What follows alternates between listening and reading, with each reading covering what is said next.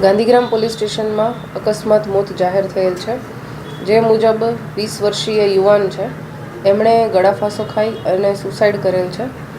એ જે વ્યક્તિ છે એણે પોતાની સુસાઇડ નોટ પણ લખેલી હતી અને એ વ્યક્તિનો ફોન અમારા દ્વારા કબજે કરવામાં આવેલો છે અને પ્રાથમિક દ્રષ્ટિએ કોઈ ઓનલાઈન ગેમ અથવા તો બેટિંગમાં એ વ્યક્તિ પૈસા ગુમાવ્યા હોય એવું પ્રાથમિક દ્રષ્ટિએ અમારા ધ્યાન પર આવેલું છે. વધુની જે વિગતો છે એ મેળવવા માટે થઈ એનો ફોન છે FSLમાં મોકલવામાં આવશે અને એની જે પણ વેબસાઇટ કે એપ્લિકેશન્સ હોય એની વિગતો મેળવવામાં આવશે. હાલ એમના પરિવારજનો જે છે એ થોડા સદમામાં હોય અને પરમ દિવસનો જ બનાવ હોય, જેથી આજે હવે જે એના પરિવારજનો છે એમના નિવેદનો નોંધવામાં આવશે.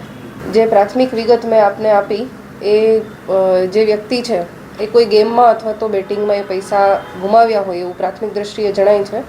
સુસાઇડ નોટ એની પર્સનલ બાબતો એટલે વધુ વિગતો હું જાહેર નહીં કરી શકું. બેન, ખાસ માતા પિતાએ શું ધ્યાન રાખવું જોઈએ આવી ઓનલાઈન ગેમમાં બાળકો ફસાતા હોય શું તકલીફ? મારી સૌને એટલી જ નમ્ર અરજ છે કે આપના બાળકોના ફોન છે, ભલે આપણે કોઈ શંકાની દ્રષ્ટિએ ચેક કરવા કે હું નથી કહેતી, પણ એટલીસ્ટ આપણા બાળકોની પ્રવૃત્તિઓ શું છે એ પછી એની ફોનમાં હોય કે પછી એના મિત્ર વર્તુળમાં હોય એના ઉપર આપણું ધ્યાન રહે તે માટે સતર્ક રહેવું જોઈએ તમામે.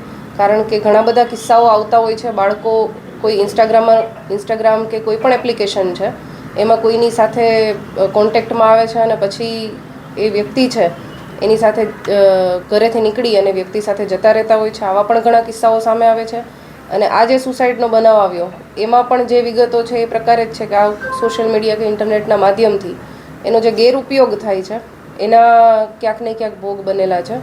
તો ઇન્ટરનેટ અને સોશિયલ મીડિયા છે એનો જે સદુપયોગ કરવામાં આવે અને એ બાબતે મા બાપ છે પોતાના બાળકો સાથે સતત કમ્યુનિકેશન કરી અને એમની પાસેથી વિગતો મેળવતા રહે તો આ વસ્તુ છે એને અટકાવી શકીએ છીએ.